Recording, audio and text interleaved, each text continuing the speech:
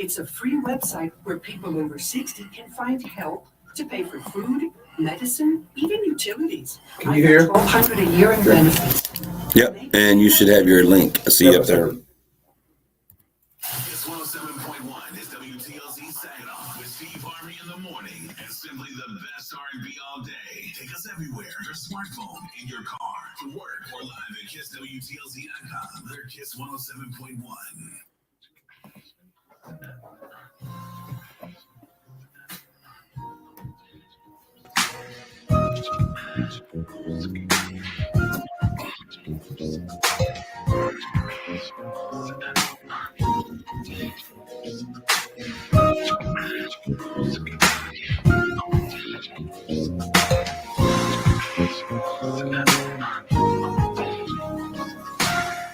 Well, good evening, ladies and gentlemen. Welcome to another edition of Straight Talk with Kareem Bowen. I am glad to be with you all. I did not come live to you guys on last week, but the Rob Father, he held it down for me as always. In the studio with my main man, Rob. What's going on? Hey, what's up, man? Hey, Rob, you look, you got a nice clean shave this morning on the top up there. Oh.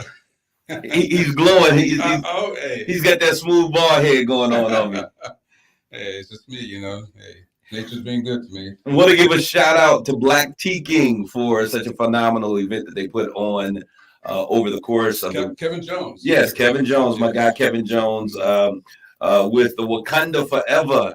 I was told that it is one of the most amazing movies. I did not go to see it because that many people on opening day. I was just like, I'm still going to take it easy, y'all. The flu rates and everything else are still high.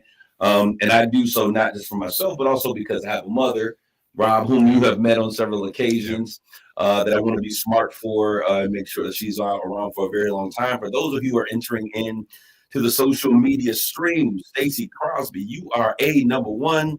So we say good evening to you, Jenny DeMoore, Paul Bowen, all the way out there in Texas. What's going on?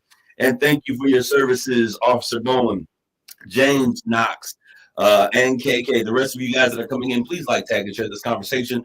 Today, we're going to talk. We got a lot to talk about because there's a lot on my mind, Rob. There's a lot in between these two ears. Try to stand back in case you explode. No, we're not going to explode. We're going to release. We're going to release it slowly, but we're going to talk about what's on my mind, everything from crypto to politics. That's what today's show is going to be about. There's a lot for us to really dive in and talk about. Rob, what's new in your life? What's going on? You good? I'm good, man. You know, I'm healthy and doing the best I can. And I'm not a holiday person, so I'm just waiting for these 2 months to go away because, you know. What do you mean you're not a holiday person? We're just getting into what I would consider the real holiday season. It's so commercialized. And so, you know, everything is, you know, I mean, celebrating Christmas as early as Halloween. Okay, you know. Yeah, that is a lot. That is a lot. That's just too much for me. It's not political season, which was nasty. I'm glad that's over with, for more or less, you know. Well, look, I agree with you. It is a lot to be celebrating Christmas before Halloween. But hey, now you can play your Christmas playlist. I know some people are out there hitting them. We are officially in the second week of November. Christmas or Thanksgiving is just around the corner. So for those of you, and I hope this Thanksgiving you do something special. I know that I've already signed up to do a food program the day on Thanksgiving Day. I'm going to give some of my time back to serving for the community. So we're going to do something there. I'm also looking to do something along with RCO, their men's shelter center, as well as helping provide, serve meals and things of that nature in that realm as well. So I hope that during this holiday season that each of you takes time out to make this holiday season special by doing some kind of act of service. And I would love to know organizations that are providing meals for the homeless. And, I know there's a number of people and community organizations that are providing baskets and things of that nature for Thanksgiving. I know Christmas with Angels, Elvis Mackel over at Mac, they're doing some things as it relates that they always do every single year, and they're providing gifts and surprises for the community. So we're thankful for those types of things. Great evening to you as well, Sharice Steele Phillips. We want to make sure that we're letting people know where those great individuals, where are the angels during this holiday season? Where are they at? What are those programs? And also, where can individuals find assistance should they need it during this period of time?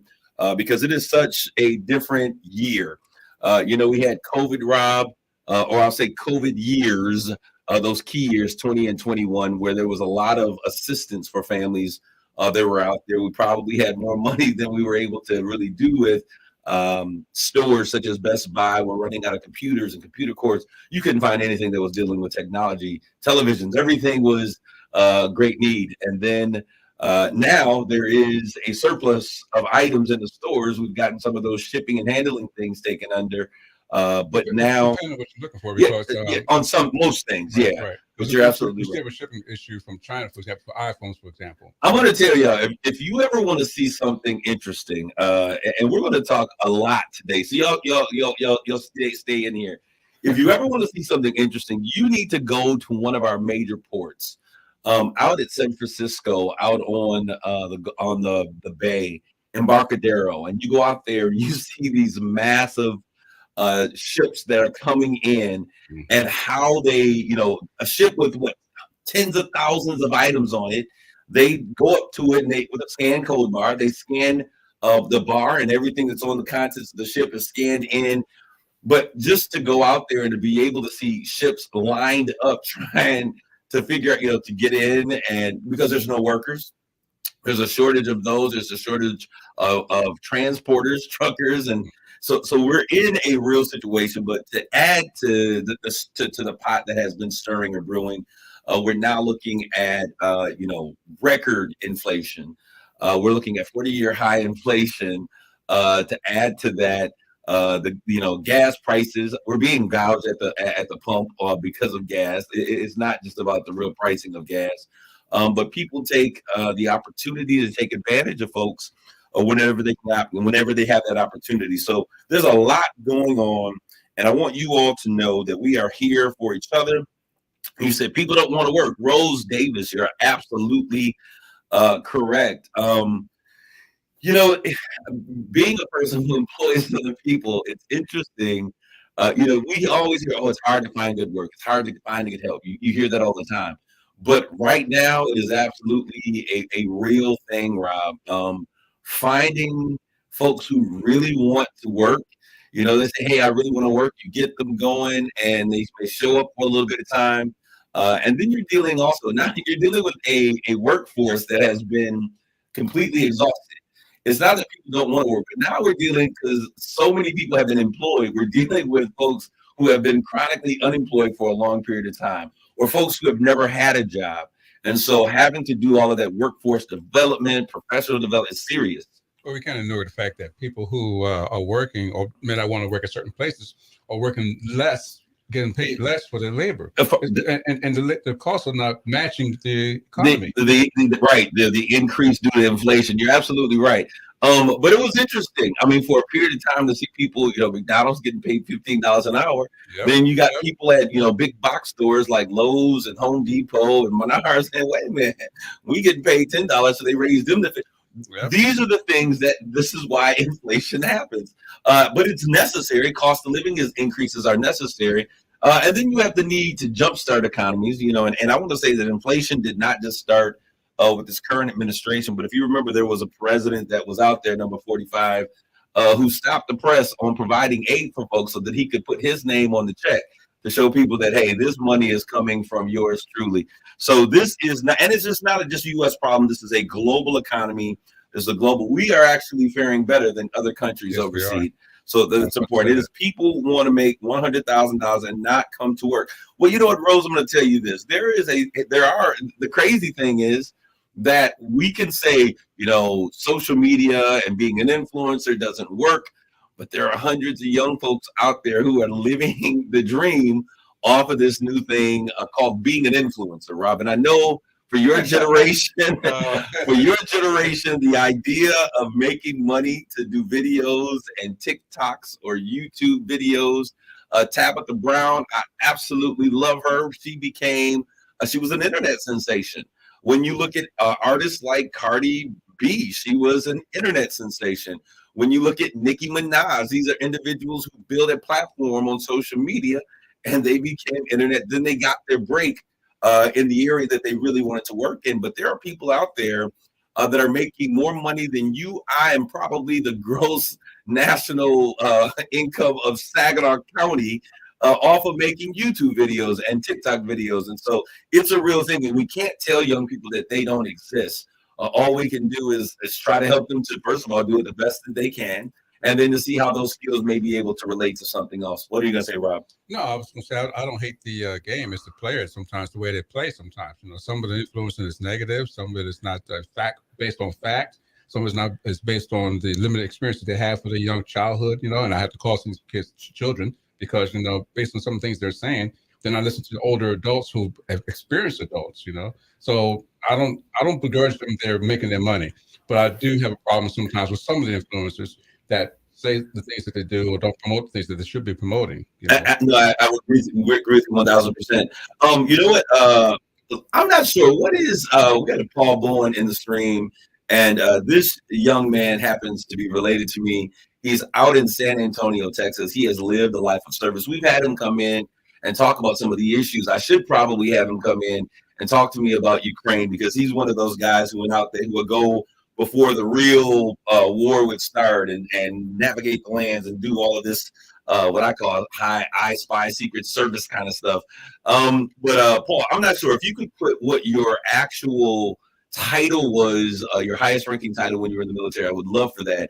He asked the question, are we going to talk about Kyrie Irving? And it just so happens that it is a must that we talk about Kyrie Irving. We're going to talk about Kyrie Irving, and unfortunately, I'm going to have to say a little bit about Kanye West as well, because there were some things that he said and very related, because I think there's a greater conversation that Black America needs to be aware of. And it relates to, when are we wrong about correcting historical data? And are there some people that we cannot correct? Can we only correct historical data when it comes to our traditional Eurocentric or individuals, our usual white Americans, where we have seen that there's some things that have been incorrect in terms of how history has told our story? And now a lot of those things are coming to light. Are there certain races or ethnicities, or I'm not sure exactly even how to say it, that we cannot correct history with? It's completely off limits. And if that's the case, then we've got a problem that we definitely need to address. And so we're going to talk about that a little bit today, Rob. Rob gave those eyebrows went up. He's like, listen, are we about to get canceled? No. I was used the word ethnicities rather than races. Well, I'm going to use both of them, okay. And I'm going to say to whomever that may be offended, my intention is not to offend. I just don't know anymore. Yeah, because interchangeable in some ways. Because we saw that Whoopi Goldberg got into some situations I was going to mention her. Because she spoke from being an American and how America addresses those issues, right, and how America trains us, and we can't, ignorance of something. I mean, come on. People are going to be ignorant of things all the time.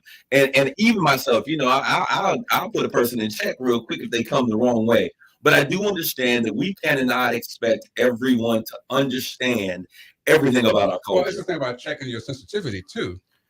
No, absolutely. It's important. If you're uber sensitive about everything, then you won't have that discussion. You'll be afraid to have that discussion, which is why shows like United States of Gray. Because absolutely, if people were very sensitive on WSUW, our sister station there, then that show would not exist after the first month. So it's the thing about being willing to put aside your sensitivities, have a conversation, and an adult conversation, and just bring out what we're really thinking about respectfully, but educationally as well. Hey, I'm going to tell you, if I'm wrong, correct me. I'm not beyond correction. I think that it's very important. And this is why some people say, I'm just tired of explaining. I'm just tired. Well, there's some people that are going to be ignorant of certain things. Exactly. And when I recognize that it's done out of ignorance and not out of malice, then I use that as a teachable moment. And none of us, regardless of how you feel, should be on the point that you cannot show through correction when people are ignorant. You brought up United Shades of Grey, and this is a great opportunity to talk about that. That show airs, it will be on WSUW AM and FM 790 and 100.5 respectively every Sunday after this show. Okay, so it will air, and I really want you guys to tune in, because that show airs on WSUW 100.5 FM. Right. Immediately after that, there will be, I'm not sure if there's a social media stream that's out there, because we recorded in advance. But I want you to tune in on 100.5 FM. You can also it's 790 AM. And 790 AM. Can you go to the radio station like you can here? Either one, yes. Okay. I want you to listen, because I did something that had always been We're gonna get to Kyrie in just one second. He laid out in Arizona. We got people all over the country that listen to this show, and I thank you guys for continually. It is your support that makes this show number one. But that show is so important. United Shades of Gray: Conversations of Race in America. Let me tell you what we did on this past couple of weeks. I brought in a white Protestant pastor who's from Standish. Couldn't be any more different from myself than possible. It couldn't be any more possible. And we had a conversation about can black and white churches find our way back to a point of conciliation. Is it possible? And so I think it's a very important conversation because there are some things in order for us to have it, we got to be able to find a common ground. And the common ground cannot be, well, let's just forget about 500 years of oppression and slavery, and let's look at who our Lord and Savior is today. That is why many young black people have issues with the church today, because they tell you in a minute that I'm not going to serve some white man's religion that was utilized to keep black America down, which is facts. Right. It grew out of that. It's facts. But this is the thing. Christianity is not a white man's religion. And so this is where today's conversation becomes very important. I remember probably about 15 years ago, I met a man, his name was Scott Bradley, who happened to be the chaplain for the Chicago Bulls, right? He's a chaplain for the Chicago Bulls. And I was having a conversation with him, and he was sharing with me about a book that he was writing called Biblical Blackness. It's kind of a tongue twister. But anyways, this book he was sharing about the black presence in the Bible. You can actually go out. There's videos of him doing YouTube. He's an older guy like Rob, so he's not the best at the video game. He's an older, wiser guy. But he's a wise guy. Yes. And he had studied, and he was talking about how he had gone to these lands and on archaeological digs and what he found, and the presence of black people being omitted from the Bible. Now, and so that's why I have issues when people say it is a white man's religion, because when you understand your identity, so the idea of biblical blackness is something that I've kind of been aware of for about 20 years. It was an awakening and an enlightenment. And for a period of time, my family was calling me Malcolm Farrakhan because I was so angry that our presence was erased from history. Now, we're going to get into that conversation a little bit later. Good evening to all of you that are now tuning in. But I wanted to make sure, somebody asked me about Kyrie, and that's where we were on the discussion of Kyrie. So he will come up. But let's get to the things that are happening right now. I want to give a shout out once again to Carol Eunice from the Married Wives Club. We're praying that she has a strong recovery. A wonderful lady that I had an opportunity to meet. She was recovering from some issues health-wise. I was told that she was doing better. I'm going to ask daughter Mona, if you're out there, and I want you to make sure that you give me an update on your mom. She's about 80 plus years old. Wonderful woman that I had an opportunity to meet with her and the women of the Married Wives Club, who meets on every third Tuesday at the Saginaw Club. I had an opportunity to go over there and talk to them about race and issues concerning race. So hopefully, happy trails, get better, well, all of those good things, get better. Now, Rob, cryptocurrency. I was sharing this with some people before because a lot of people were talking, about cryptocurrency, and they know that I just recently, probably within it was over the course of the summer and early spring, we did a very intensive study with our young people, because even though this is something that is new to our senior people, young people are enthralled with this new technology, and cryptocurrency was a way for us to get young people involved and excited about learning about new forms of investing and how they could get into the market. And so we were working with creators of these platforms, and these are like people who are creating the technology. And so our young people created NFTs, and they're putting those and minting them and taking the market so they can sell those things. But something happened in cryptocurrency, which I've been telling the people about. Cryptocurrency is a matter in which really you're selling and buying and trading and investing with something that is basically a binary code. And that's a lot for me to explain to just the general audience at the time. But what the key thing is that the reason for this creation was because it was able to go around and create a platform for investing that was outside of the government, that was unregulated. And there were so many people, you got to get involved with cryptocurrency. And when I talk about cryptocurrency, I'm talking about things such as Ethereum and Bitcoin and all of these other forms of platforms that you can trade and buy and sell. And we saw a really high spike. And I told some folks over time, I'm like, dude, anytime that there is anything that exists, y'all should know this because we had some brothers that were selling dime and nickel bags on the corner of marijuana that the government is going to crack down on. And I told them that this would not be something that would be around in the form that it was. I said, so if you get in, get out, make your money and be done. But that's not something that I want to be a part of. And so we recently saw one of the giants in cryptocurrency. And I'm going to read this and just give me 1 second. Paul out there, he's giving us an update on Kuwait, Afghanistan, Ukraine, all these other things, which I think is important in light of the fact that we just celebrated Veterans Day. So all of you that have served in our country in whatever capacity, great or small, we just want to say thank you for our services. But one of these, the mothers, the giants, the mother lode of this FTX has lost a total of $16 billion. Now that means it's owners, stock owners, people who are invested in this are going to lose money. How much, we don't know what that looks like, but it's a real thing. But when we look at where cryptocurrency is, it has about $80 billion overall in the market, and a large portion of those gains have been lost. But it's back to the idea of regulation. I'm thinking, and this is my prediction, if there was a time to get involved in this type of currency, I would say start looming around now when you have the big boys that are falling out of the sky. And this is just my personal thoughts. Don't take this, run. This is my ideas. I'm not an investor, so don't take this wise. I'm just giving you my opinion or my thought. We had a revelation a couple of months ago that the U.S. government is now found, hey, this cryptocurrency thing may be of some value. And so what I've seen, what I had particularly think I've seen before, and what other people would probably say, is that when regulation starts and they find a way to regulate it so that the government can get paid, is when you'll find that ability to be something that the government will back. And it seems like we're moving toward that phase now. For those of you listening, I say continually read about it, keep on in touch with what's going on. And I think that we're going to see a massive rebranding of cryptocurrency with the government being involved. They're going to make sure that they get their tax. But then we will find a real viable platform that will be supported, once again, because the government got to get paid, much like those nickel and dime bags of weed that y'all was selling, and they want to get rid of the small guys on the corner, make you pay $500,000 to get licensed to do it, and then they regulate how much you're going to sell, then they pull back on growing because now they have control over this. And as long as the other government's getting paid, you better believe they're going to support those things. Now, back to what Officer Bowen, he says, well, sir, I've worked in squad level operations doing 2 special operations. This is our highlight on VA Day, I guess, Rob. So you and the others, my guy Rob also is a service, has given service to our great nation. Rob, I want to thank you for your service as well, sir. Thank you.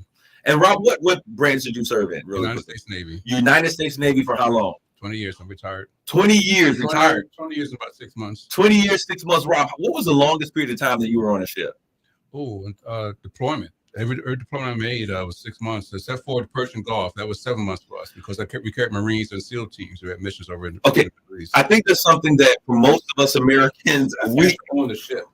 You're on the ship for that period of time. Well, no. On the ship, actually, going through the Persian Gulf, and we couldn't pull in like through the Suez, for example, and Sea of Japan. Actually, on the ship for a good 90 days, 3 months.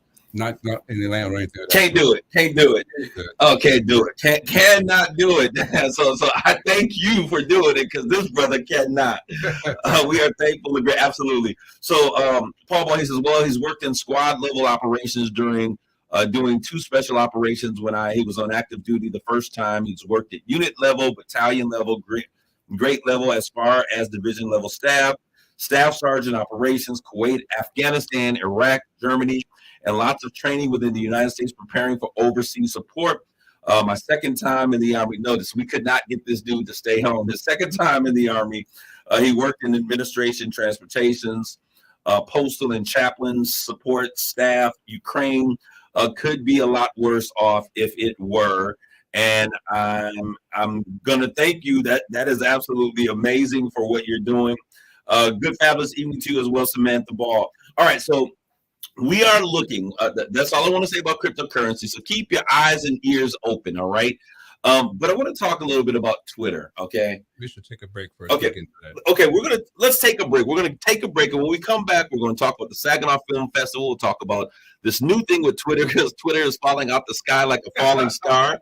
We'll talk about Kyrie Irving, and we got to talk about Kanye West. And let's put this in a way that we can have a real conversation. We want to thank you guys. Stay tuned. Stay. Don't go. We'll be back with more Straight Talk.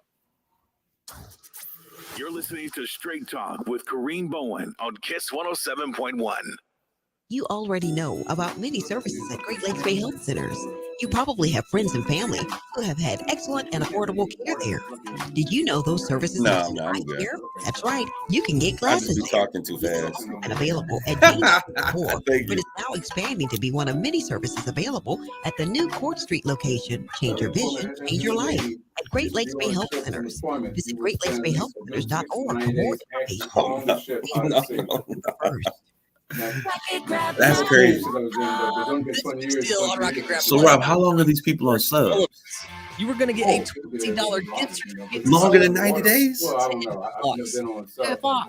Sullivan's has a great selection of burgers to choose from, or maybe you want something lighter. They also have delicious salads, as well as a variety of seafood items to try.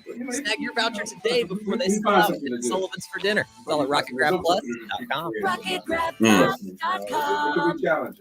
The kid couldn't do that. Not for no 90 on the ship for 90 days. Arthritis or The RA. first time we did it, you could see Xeljanz cofacidinin is because it approved for moves adults slow, with moderate right? to severe RA. The tumor necrosis factor blockers did Did not you, work were you well ever in one where it was tolerated. crashing down? Xeljanz can help no. relieve joint pain, swelling, and help You're stop crazy. further joint damage. You're Xeljanz crazy, can lower Rob. your ability to fight infections. Don't start if you have one. Before and during treatment, your doctor should check for infections like TB and do blood tests. Serious, sometimes fatal infections, cancers including lymphoma and lung, blood clots, serious heart-related events, tears in the stomach or intestines, and allergic reactions have happened. People 50 and older with heart disease risk factors have an increased risk of death. Tell your doctor if you've had hepatitis B or C, have flu-like symptoms, are prone to infections, or have ever had a heart attack, stroke, clot, or other heart problems, or swelling of lips, tongue, throat, or hives. Ask your doctor about prescription Xeljanz. Visit Xeljanz.com or call 1-844-XELJANZ. You're listening to Straight Talk with Kareem Bowen on Kiss 107.1. This is your guy, Kareem Bowen, back with more of Straight Talk. Before we left, we were going to begin to introduce the issue with Elon Musk and Twitter. But I want to make sure those of you guys, so just so you understand, we're going to talk some of that stuff with elections, but I'm going to talk about elections from a different perspective, because there's something as a community. Come on, my people. I need y'all into this conversation. Get your family, friends, your play cousins, and everybody involved in this conversation, because there is something that is going on that we need to be aware of. And I want to make sure that we are aware of what's happening in the world around us.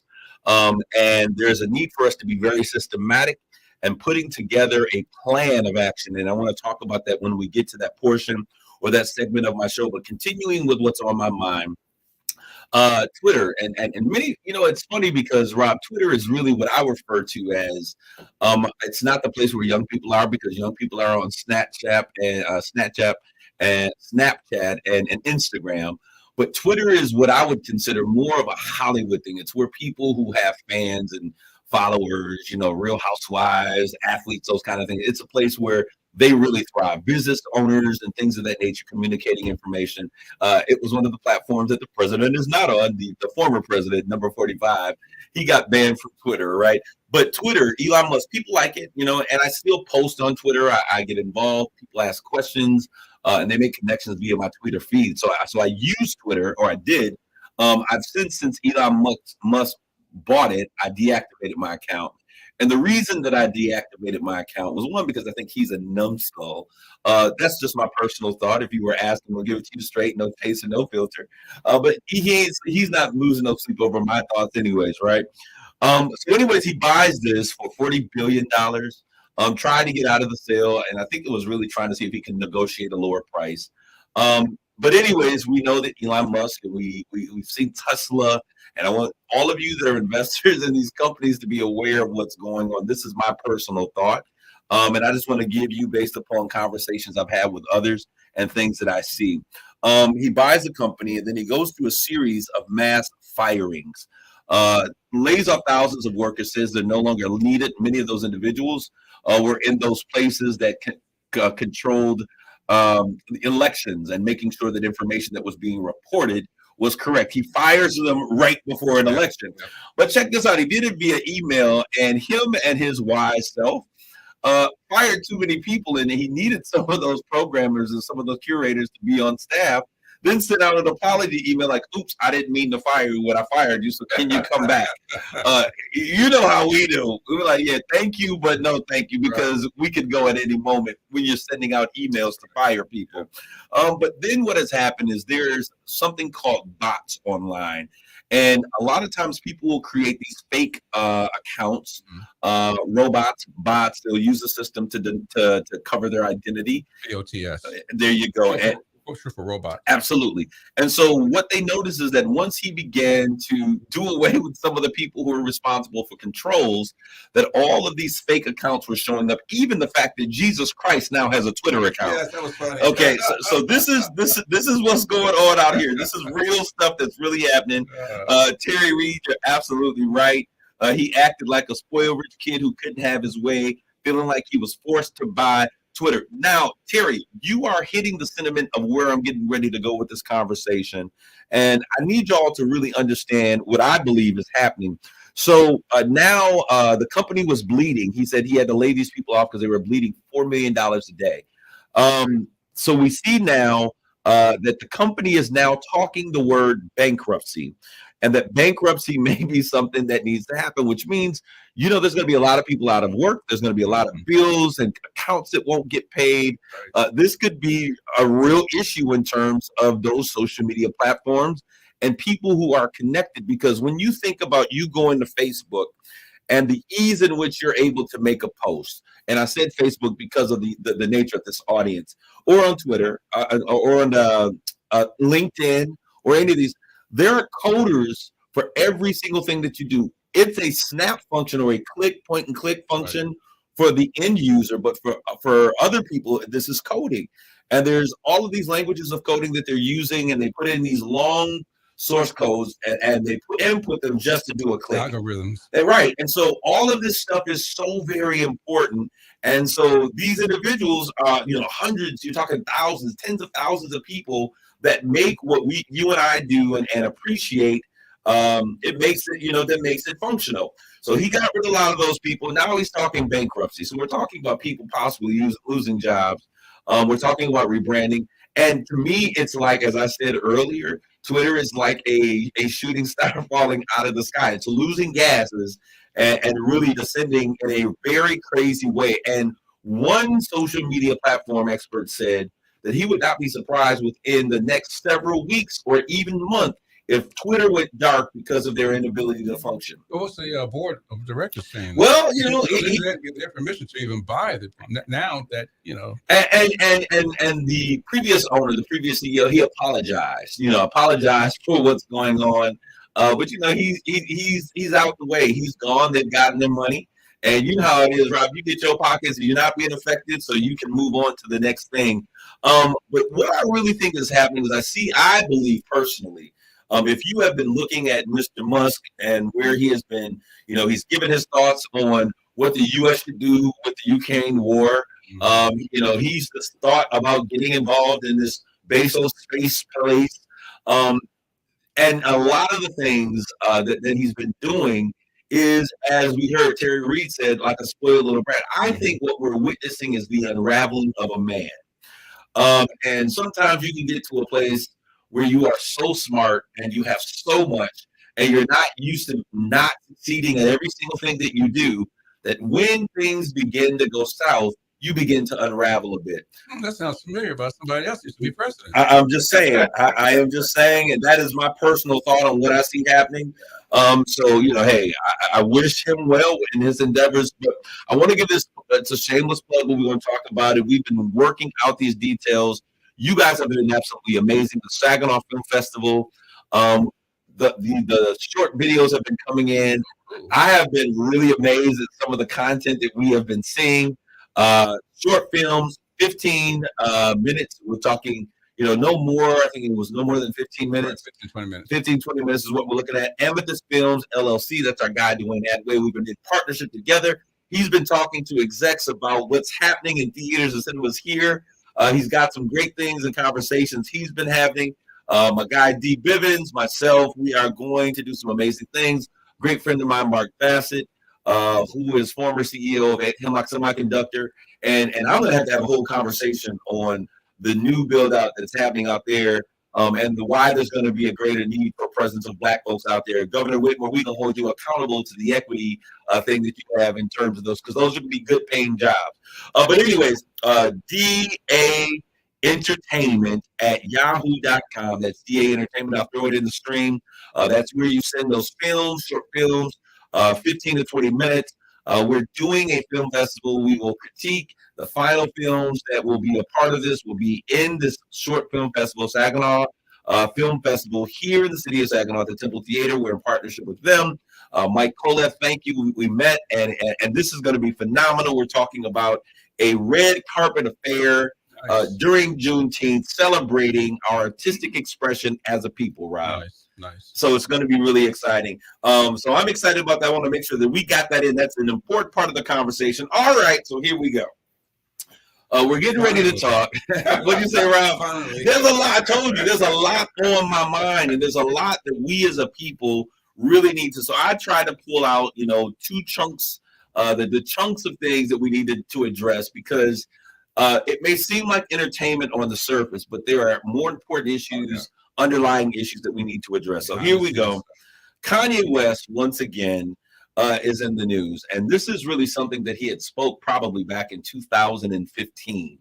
And I'm not sure which year his mom, Rob, could you find that out, which year his mom passed? But Kanye West made happy to serve you as well. Thank you so much, Mr. Paul Bowen, Uncle Paul. And we thank you for that. But Kanye West made a statement recently that is now, I think, worth us having a conversation about. And he was talking about the fact that his mom, what was that, Rob? 2007. So 2007. Right. And I think it was in 2015 that he had done some media or had some conversations. I'm not sure if it was a blog or an interview or whatever, but he was saying that his mom was sacrificed. And this is something that it just came up in. He has been having conversations about this as soon as, or as near as a day ago, that his mom was sacrificed by Hollywood. Now, to someone who would just look at this, they would say, okay, this is crazy. This is out of, he's off his rocker. But I'm going to tell you, there is a thin line between sanity and insanity. What's up, Rob? Before we get to that, though, let's preface this about Kanye's mother. People do not know this, though, and I knew this before, but some of you may not know. She was an American professor and chair of the Chicago State University Department of English, Communications, Media, and Theater. Theater. So she was a very smart woman. Oh, yeah. Yeah, so she was a very smart woman. Thank you very much. Frank said about 2 days ago. Mr. Sanders, we appreciate that. But I started looking at this, and what I recognized when I heard his interview a couple of days ago, a day ago, I think it's as early as a day ago. What I realized is that this brings back up something. And what he said was that Michael Jordan had to make a human sacrifice. He talked about Jennifer Hudson and the loss of her family members.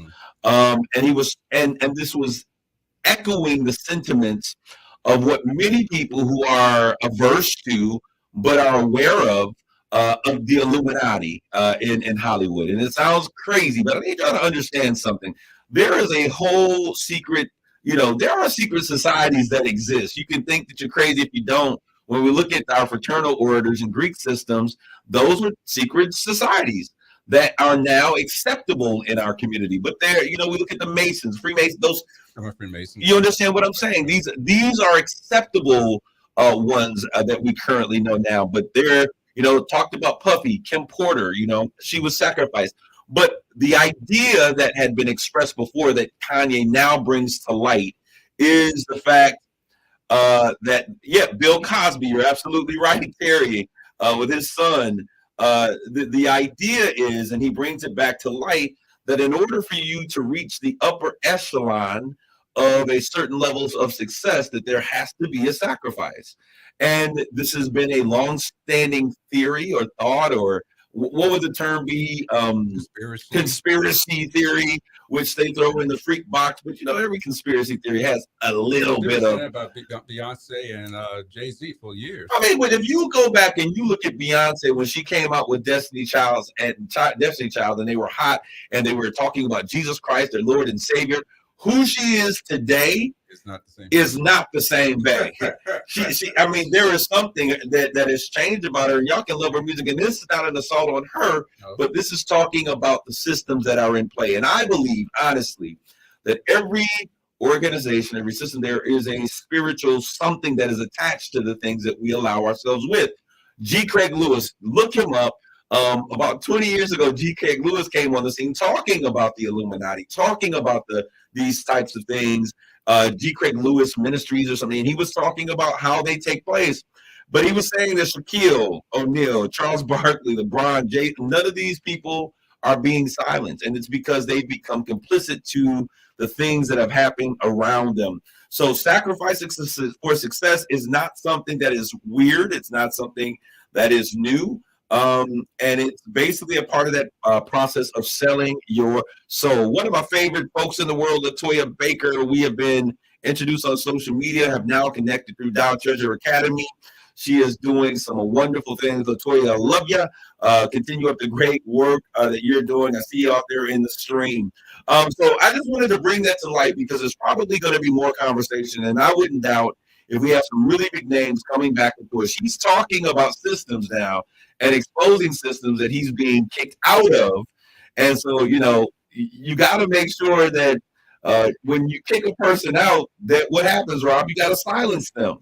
And if they're in their right mind, most of the time, the fear that they have will keep them quiet because they understand the powers that be. But he has made, and he said this out loud, he says he understands that his life is going to be in danger. And I'm not calling him no martyr for the cause because he used the same platform to make his money and be successful.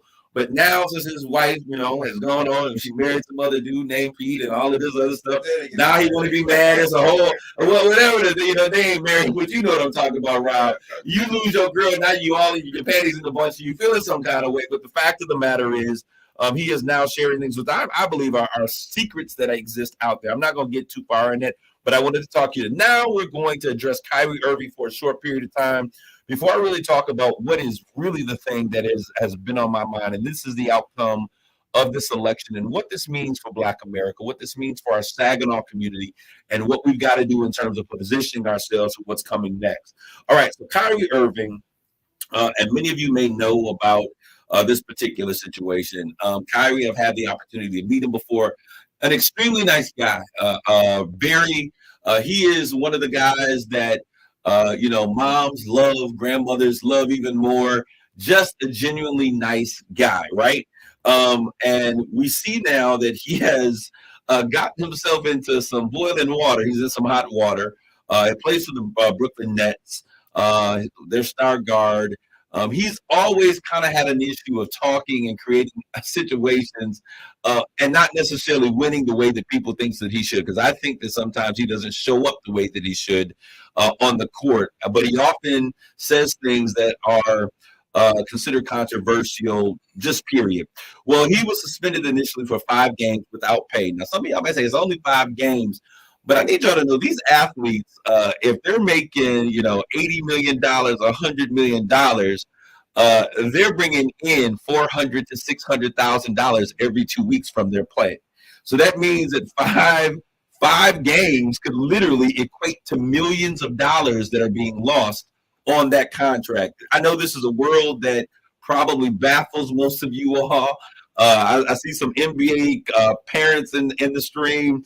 And you know that this is true. So 5 games without pay could literally equate to millions of dollars based upon the size of the contract and based upon how you're being paid as an athlete. Some athletes get paid in lump sums. The majority of them have learned that it's better to get that money paid over time.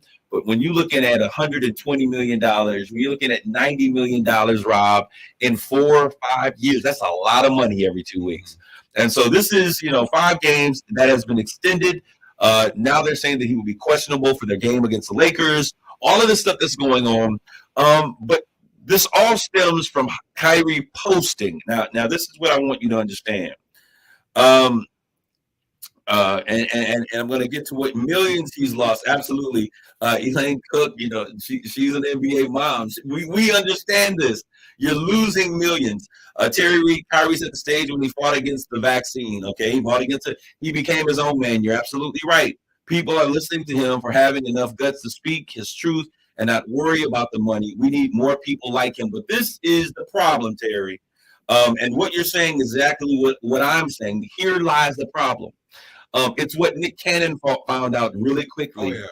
You can speak the truth, but if the people that run what you operate in don't like the truth that you're speaking, as Master P told Nick Cannon, you can't say what you want to say.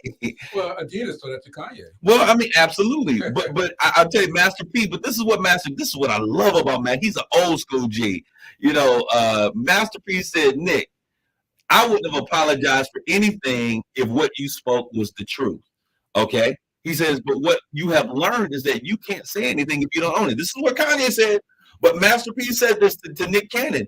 He says, what you and I need to get together. We have all of this money. Let's create our own.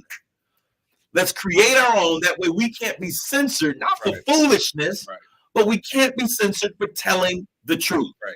Ask Byron Allen that. Byron Allen was the corniest comedian that y'all ever saw in real life. Nobody liked him. I never thought he was funny, but my man was stacking his coins while we laughing. He laughing all the way to the bank. Old school stuff is, my mom would say this. She said, I own this house. Like I said, wherever I want in this house. And she never cussed, but she used the F word. And she got it straight. She said, I said, this is my house. I own it. What you going to do? If I go on the street, someone else's house, you kick me out there. But in my house, or my I can say what I want to say. That's the whole point of this whole thing here. And but this is the thing I need to. So yes, Terry Irvin, it started when he said, I'm not taking the vaccine. They suspended him then.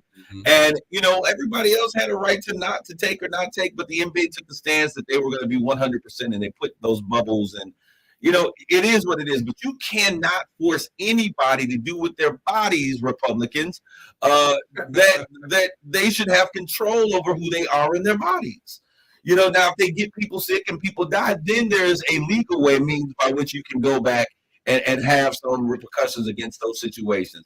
But you cannot tell people this is what you're going to do. So anyways, they learned Kyrie, he can't be bought. He don't care. He'll walk away. I got some money saved up. I lived poor before here. I got more money than when I came. You're not going to stop me from being the man that I've been created to be. And so I say kudos to Kyrie on that. But this is what happened. He posts on his social media. I'm not sure which platform it was. It was Twitter. Okay. Well, I mean, they're moving toward you can say whatever you want to on there, right? On Twitter, so we all saw it. Freedom of speech is what they've been screaming. Yeah. But this is the thing. They've been crying there's too much regulation on the content. Let us have freedom of speech, the freedom of speech, freedom of expression. I don't want to be on the platform. That's one of the reasons I left the platform. But he posted on there about a documentary on Amazon Prime that's entitled Hebrews to Negroes. Hebrews to Negroes, okay? And I want to make sure that you understand that this is how this controversy started. So I went, and as I think that you should, if you're going to talk about it, you should know what you're talking about. Exactly. I downloaded the movie about it on Amazon Prime. Hebrews to Negroes is about 3.5 hours. It's a long one, y'all.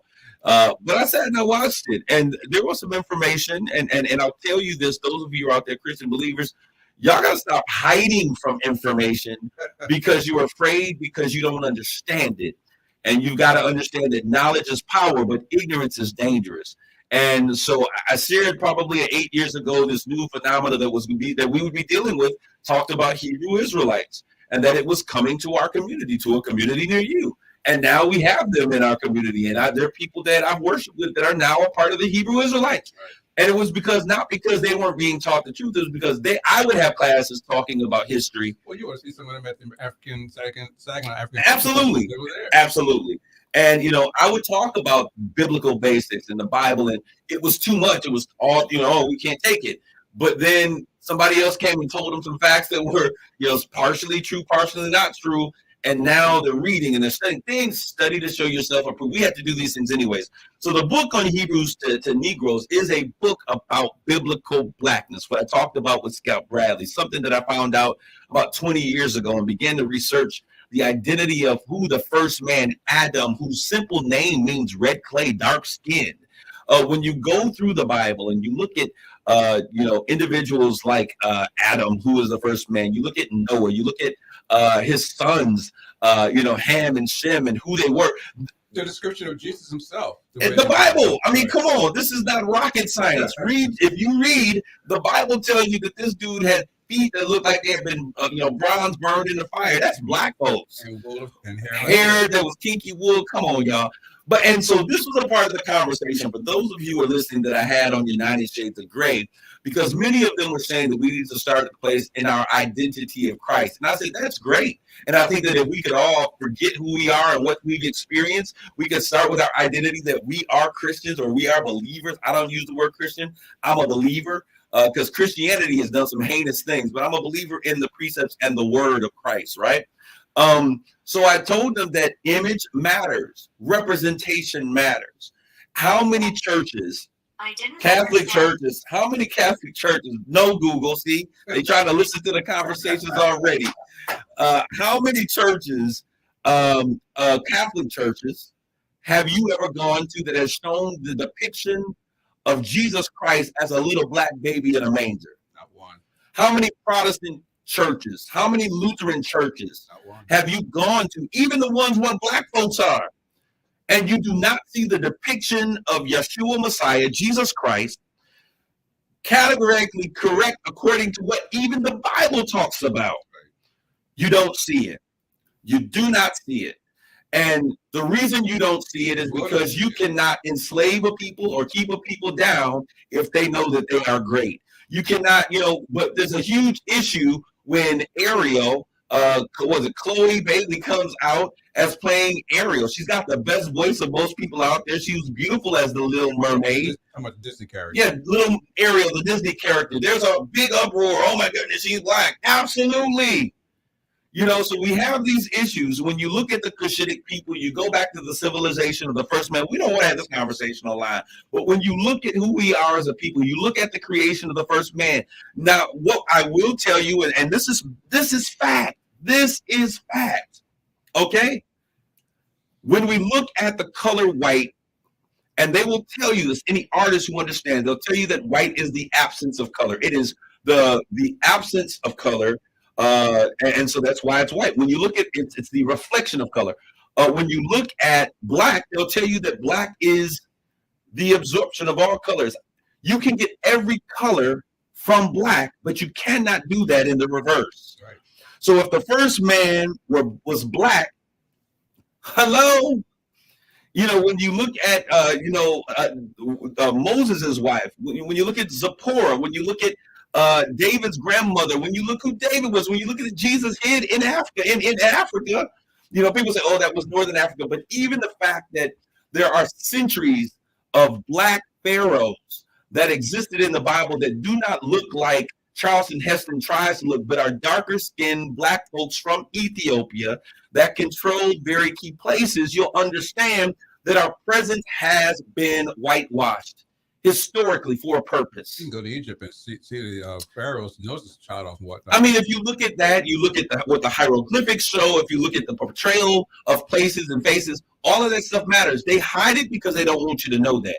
Because when you understand that your people are kings and queens, it gives you a sense of power. Now, am I going to become a Hebrew Israelite? Absolutely not. Because what the Bible needs, what you need to understand is there's biblical truths that are inaccurate with some of the things that are being said. But the principle or the premise of that is the fact that black people were the first people on earth. The first man was Adam. He was a black man.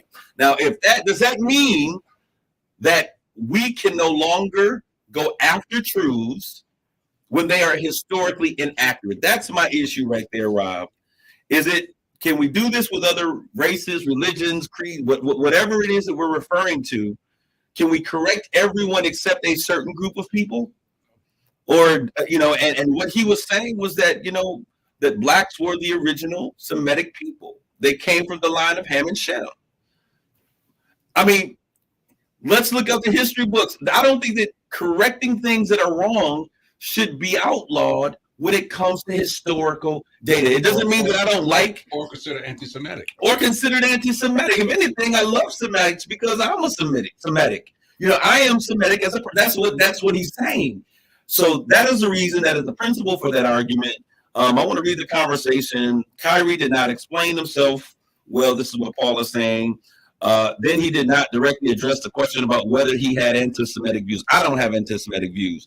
And Kyrie probably was like, if I'm telling you that I am a Semite, why would I have anti-Semitic views? I think that would be what he would say. He got a bit annoyed, and then he was not clear about the answering the question. You're absolutely right. Then because of his delay, he had 5-game suspension. He apologized twice, the second time more clearly. But now they got to stick him in a 6-step program, which is being directed by the NBA. Who's the head of the NBA? Y'all need to listen to some of this stuff that's happening. That is big tech overreach, big time overreach. Who else in America has been asked to do that much stuff? Nick Cannon. Nick Cannon had to go through a class with the rabbi. He had to kiss the ring and then make a donation. So that's where we are with that. So I'm gonna leave that alone right there because Rob is over there. He's starting to sweat bullets. Oh no. You misunderstood. I ain't just kidding, but for the audience, man. No, I'm looking at this whole thing, man. It's okay, so we don't have enough time in the show. Absolutely, and that's a whole conversation. But I think that we need to be aware of these types of things. The next thing that I'm going to end the show right here. We got 4 minutes. I want to talk about this. Last week we exercised our right, what I consider one of the most important rights of an American is our right to vote. Right to vote. And for Black America. Looking at the issues on the ballot, what we saw was there's supposed to be, and I don't care because I'm not, and I'll say this a million times, there are Democrats that I will support that support my vision. There are Democrats that I will support that are going to be racing against folks who I clearly do not agree with. But I don't consider myself a Democrat or a Republican. And I'll tell you in my life, I have voted for Republican candidates before who are in line with what I believe. I don't believe that there is a Democratic or Republican Party that correctly or looks at who I am or my people are, that really values who we are and is fighting for the things that we fight for. And I'll say this before we get into this conversation. I told you all before, 2 years ago, however long it was when Joe Biden first got into office, that the number one thing at the top of my list was what, Rob? I'm old, man. I don't know. Come on, it was voting rights for Black folks. Okay, right. And I said that my fear is, as the Democratic Party often does, they get caught up or entangled in all of these other things, and they put other things before the need for legislation that reflects voting rights. It's not like they don't have ideas. It's not like they don't have bills that are on the table to make this happen. And what we saw happen was that everything else, as I said that it would be, became a priority. Voting rights get pushed down. Then there was a war in Ukraine. I said, here we go. We don't have money to fix our schools, but we got trillions of dollars to send to a war in another land when inflation is ravaging in our country. Now, this is a bipartisan effect. And so what this means is that the issues that we're having, neither the Democratic or the Republican Party have the wherewithal to answer, or they do, but they do not see it as something that is very important, right? And so we've gone through this thing. Now we also see, once I saw abortion being a right that was going to be attacked, I knew that that would be the one that was more important than the vote of Black America. However, when it came time to vote for abortion, they came to Black America in order for them to be able to successfully win and to remain in office. So this is what I'm saying, Black America, especially those in the Michigan Bay region. We now have elected 2 houses of Congress, the Senate and the House of, what is it called? The Representatives that are all a part of the Congress. We have a white governor that we put in place, and I'm not saying I said that. I didn't mean. I'm saying Black America voted for a white woman who has been good to us, and she's done a lot of great things. And all of these other positions, from Attorney General all on down. Now it's time for us to determine what it is that we want. That's what our conversation is going to be as we move forward. Thank you guys for tuning in Straight Talk. Take care of yourselves and each other. God bless you. Grace and peace. You've been listening to Straight Talk with Kareem Bowen on KISS 107.1. The views and opinions expressed on Straight Talk with Kareem Bowen by the host, its guest, or